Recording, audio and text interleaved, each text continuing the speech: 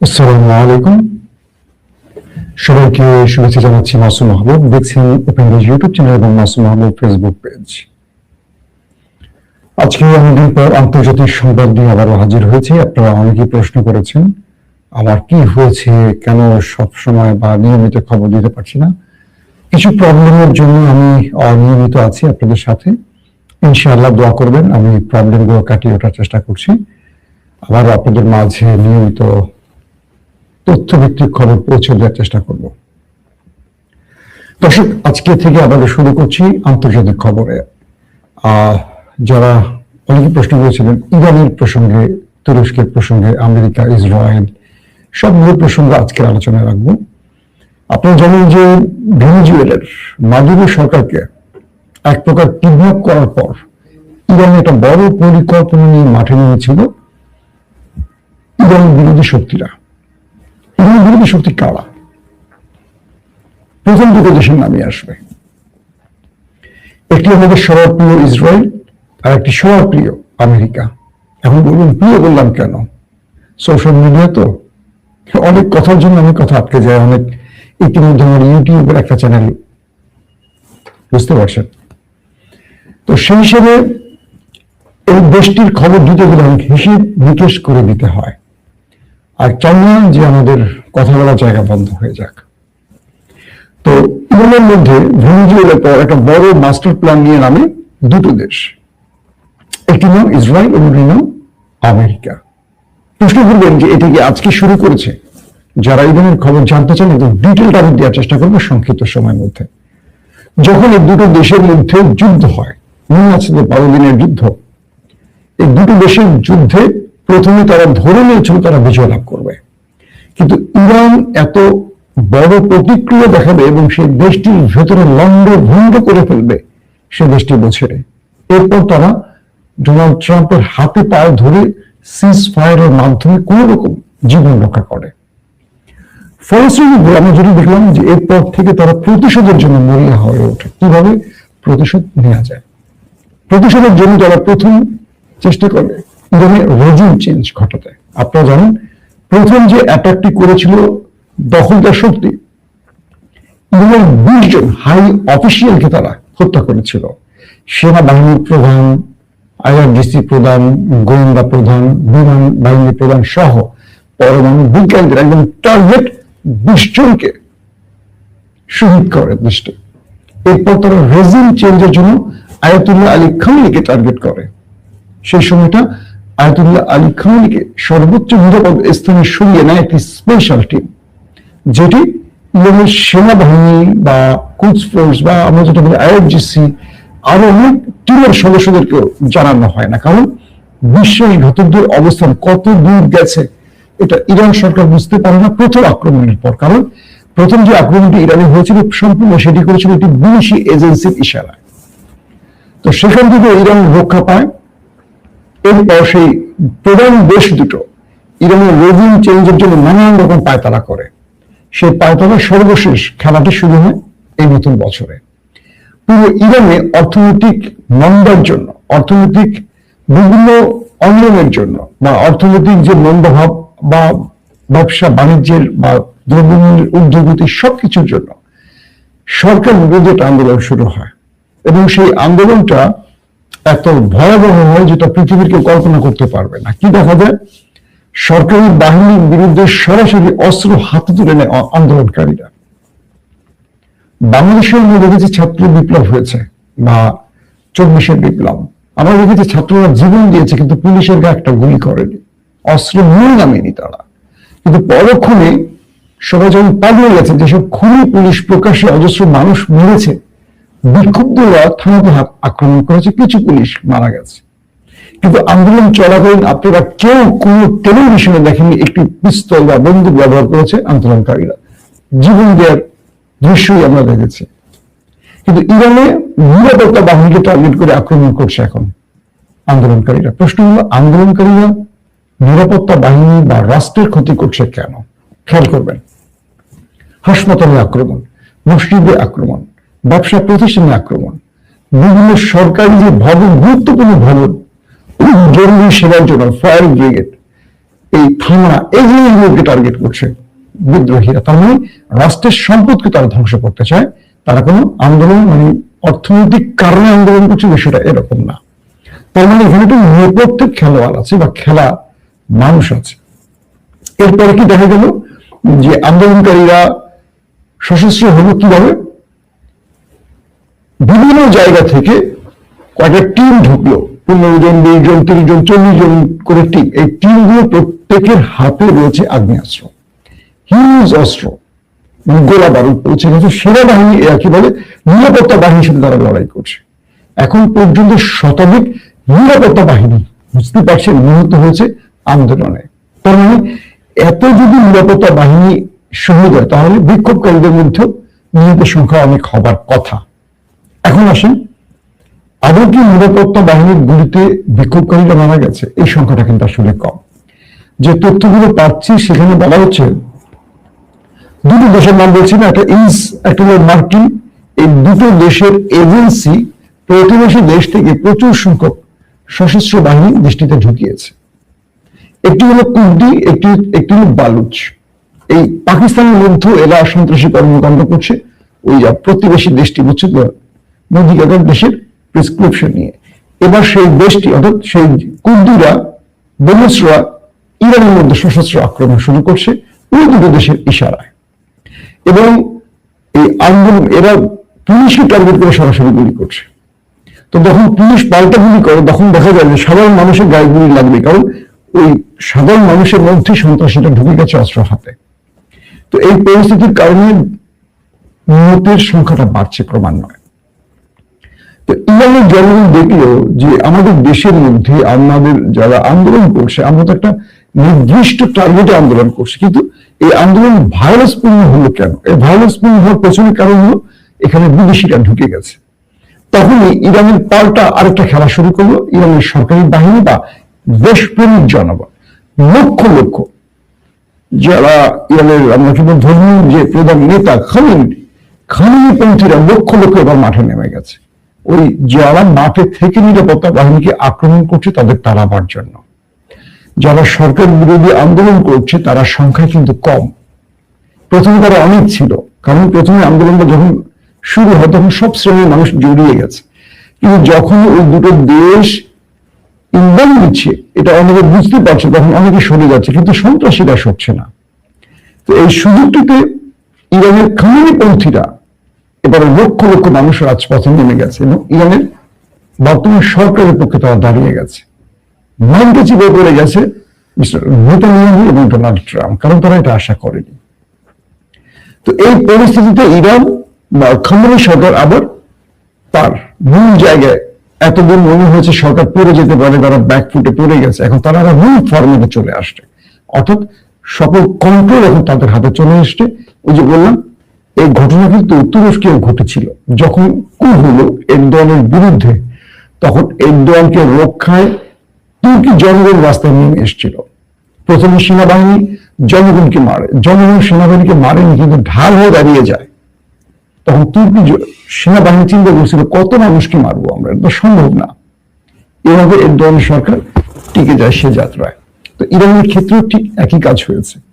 পাশাপাশি হঠাৎ করে ইরাক থেকে একটি বিশাল সন্ত্রাসী গ্রুপ ঢোকে ইরানের, কিন্তু এই তথ্যটি ইরান জানতো না।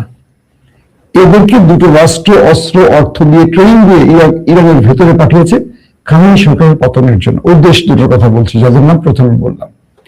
তারপরে কি করে, তারা দেশে ঢুকবে, কিন্তু এই তথ্যটি জেনে যায় তুরস্কের গোয়েন্দা সংস্থা MIT, মিল্লিক ইস্তেখবারাত তেশকিলাতি।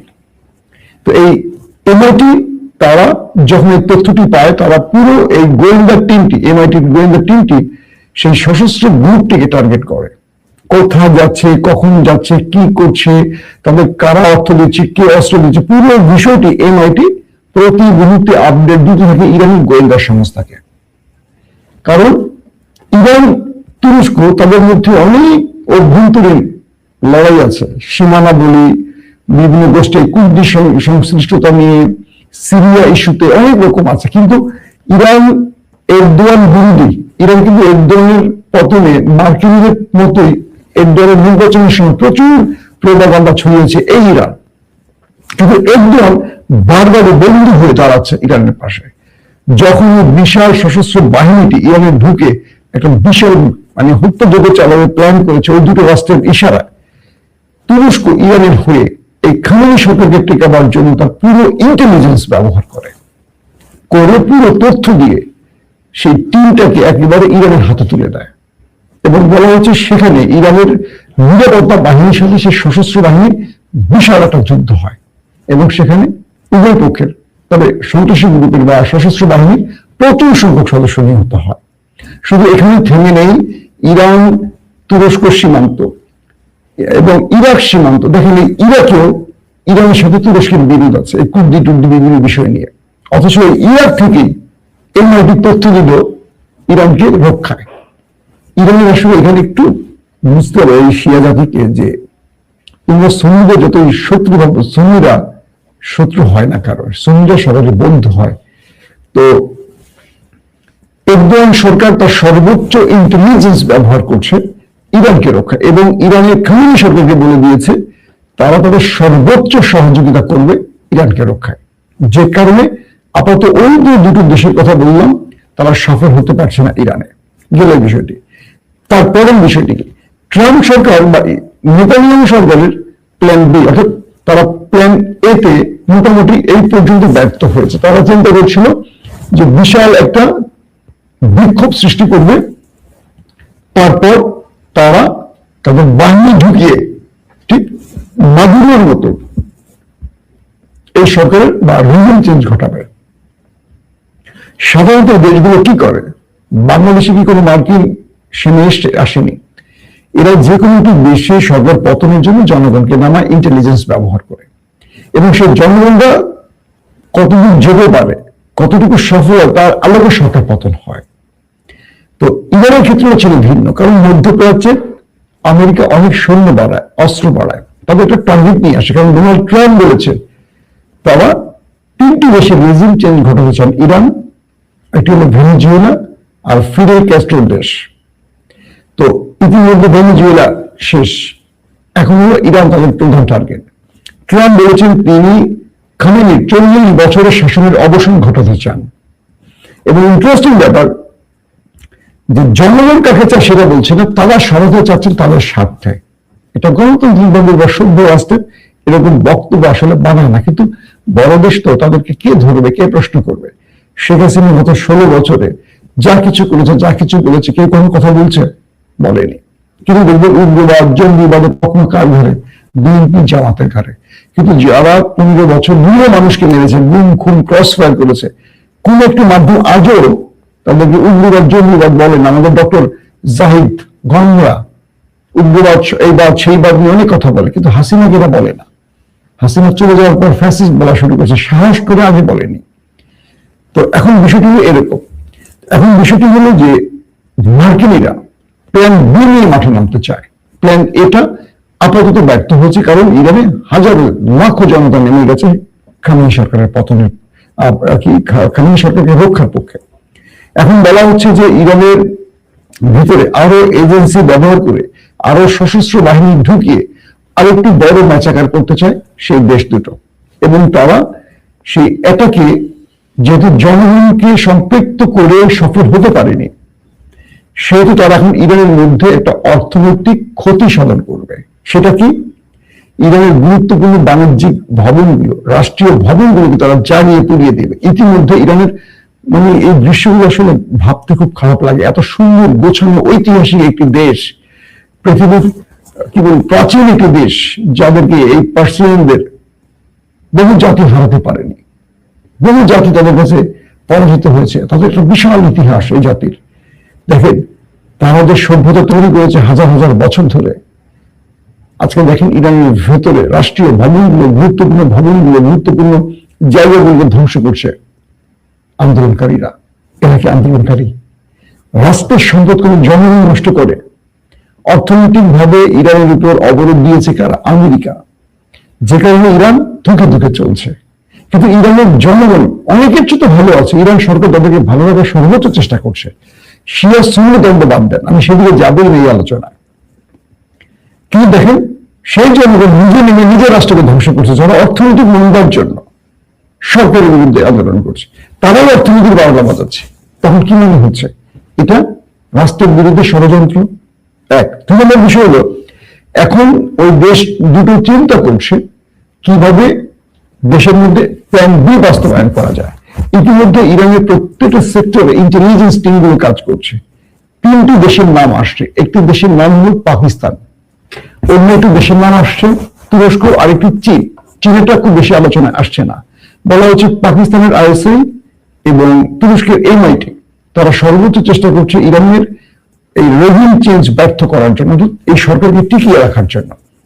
তো এই ব্যাপারে পাকিস্তানের আইএসআই প্রকাশ্যে আসছে না, কারণ আইএসআই প্রকাশ্যে আসতে পারবে না এ কারণেই যে পাকিস্তানের সেনাপ্রধান আসিম মনির তিনি ট্রাম্পের কাছে মাথা নিচু করে বশ্যতা স্বীকার করে এসছেন যে আমাকে অবৈধভাবে আরো কিছুদিন থাকার সুযোগ করে দেন, আমাকে আপনি রাষ্ট্রীয় ক্ষমতার মূল স্থানে বসিয়ে রাখেন, আপনার সাহায্যের মাধ্যমে আমি আপনাকে সব দেব। তো সেই ব্যক্তি তো আমেরিকার বিরুদ্ধে জানতে পারবে না, তাই তারা গোপনে ইন্টেলিজেন্স ব্যবহার করছে, এমন কিছু তথ্য পাওয়া গেছে। কিন্তু সর্বাধিক যে ফাইট করছে ইরানের পক্ষে সে দেশটি হলো এখন তুরস্ক। এরদোয়ান যে কোনো ভাবে ওই দেশ দুটো খাস ব্যর্থ করবেন, কারণ এরদোয়ান জানেন প্যালেস্টাইনের জন্য তুরস্কের পাশে ইরানকে লাগবে, এবং এরদোয়ান এটুকু বিশ্বাস করেন আজকে ইরানে আক্রমণ করলে কালকে ওরা অন্য কোনো মুসলিম দেশকে ধ্বংস করবে। মুসলিম ঐক্যকে ভাঙতে দেবেন না এরদোয়ান, সেটা তার নিজের বন্ধু না হোক শত্রু হোক। ইরান তাদের শত্রু বা বন্ধু সেটা সেই বিবেচনা তুরস্ক করছে না, তাদের রক্ষার বিবেচনা তুরস্ক করছে। তো এই পলিসিতে এখন দেশ দুটো ওই দেশ দুটো নতুন নতুন প্ল্যান নিয়ে আসছে। তবে আপাতত দৃষ্টিতে মনে হচ্ছে ইরান বড় ধাক্কা মোকাবেলা করতে পেরেছে। কিন্তু রাষ্ট্রের ভেতরে বলা হচ্ছে যে এখন পর্যন্ত ইউরোপীয় বিভিন্ন দেশ, যেমন ইরান সরকার ইন্টারনেট বন্ধ করে দিয়েছে, স্টারলিংক, ইলন মাস্কের যে স্টারলিংক এটার রিসিভার গোপনে ইউরোপীয় রাষ্ট্রগুলো যারা ইরানের তাদের এম্বাসি আছে তারা সেই স্যাটেলাইট গুলো পৌঁছে দিচ্ছে, যাতে করে সন্ত্রাসীরা স্টারলিংক ব্যবহার করে ইরানের মধ্যে আরো বড় ষড়যন্ত্র, আরো বড় কি বলবো অঘটন ঘটাতে পারে। চিন্তা করেন, এই আমার তুর্কি সিরিয়াল গুলো দেখতাম, আব্দুল হামিদ দেখছেন যারা, যে এই ইউরোপীয় এম্বাসি গুলো ইরানে বসে তারা সকল নীতিমালা ভঙ্গ করে তারা কি করছে, দেশের বিরুদ্ধে যারা রাষ্ট্রদ্রোহী কাজ যারা করছে, রাষ্ট্র ধ্বংস যারা করছে, যেসব ব্যক্তিরা সংগঠন গোত্রগুলো তাদেরকে স্টারলিংকের সহযোগিতা করছে গোপনে রিসিভার এনে। তারা অস্ত্র পৌঁছে দিচ্ছে, অর্থ পৌঁছে দিচ্ছে। কি করে এই সরকার পতন হয়? অর্থাৎ এই ইউরোপীয়রা আবারও সেই আগের চেহারা ফিরে যাচ্ছে। যখন একটি ইসলামিক সরকার বা ওই পশ্চিমাদেরকে চোখ রাঙিয়ে দিতে পারে এমন সরকার প্রতিষ্ঠিত হয়, তখন তারা একাট্টা হয়ে যায় সবাই। দর্শক, এই পরিস্থিতিতে ইরানের আরো সতর্ক থাকতে হবে। ইরানকে তার প্রক্সি কমিয়ে তার রাষ্ট্রের ভেতর নিরাপত্তা বাড়াতে হবে। পৃথিবীর বহু দেশে ইরান তার প্রক্সি বাহিনী সেট করে অনেক কিছু করছে, কিন্তু নিজের রাষ্ট্রের ভেতরে অনেক সময় নিজের সিকিউরিটি এই দুর্বলতাগুলো আমাদের চোখে পড়ে, তাদের ইন্টেলিজেন্স ফেল গুলো আমাদের চোখে বারবার পড়ে, তাদেরকে রক্ষায় বারবার তুরস্ক এগিয়ে আসতে হচ্ছে। তাদের প্রেসিডেন্ট কি বলে, তাদের পররাষ্ট্রমন্ত্রী আমির আব্দুল্লাহিয়ান, প্রেসিডেন্ট ইব্রাহিম রাইসির মতো লোককে হেলিকপ্টার ক্রাশে হত্যা করা হয়। তাদের দেশে রাষ্ট্রীয় মেহমান ইসমাইল হানিয়াকে হত্যা করা হয়। তাদের সমস্ত পারমাণবিক বিজ্ঞানী, সেনাপ্রধান, গোয়েন্দা প্রধান অনেকে মারা গেছে এই অ্যাটাকে, শুধু বিশ্বাসঘাতকদের কারণে। তারা নিজের রাষ্ট্রের ভিতরে নিরাপত্তা তৈরি না করে তারা বিভিন্ন দেশে প্রক্সি বাহিনী ব্যবহার করে তারা উপমহাদেশে, বা এক কথা উপমহাদেশ তো না, মধ্যপ্রাচ্যে মরণ হতে চাইছে। এখান থেকে ইরানকে সতর্ক হতে হবে। এই কথাটুকু ইরানের বিপক্ষে গেলেও বলতে হচ্ছে, কারণ এই যে কতদিন অনেক রাষ্ট্রীয় সম্পদ ধ্বংস হয়েছে, মানুষ মারা গেছে, এটা আসলে মেনে নিতে আমাদের কষ্ট হচ্ছে। দর্শক, একটি কমেন্ট করবেন যে ওই দেশ দুটোর খাস আদৌ পূরণ হবে কিনা, ইরানের পক্ষে আমাদের দাঁড়ানো উচিত কিনা, অবশ্যই আপনাদের কমেন্ট আমি দেখার চেষ্টা করবো। প্রত্যেকে ভালো থাকবেন। আল্লাহ হাফেজ।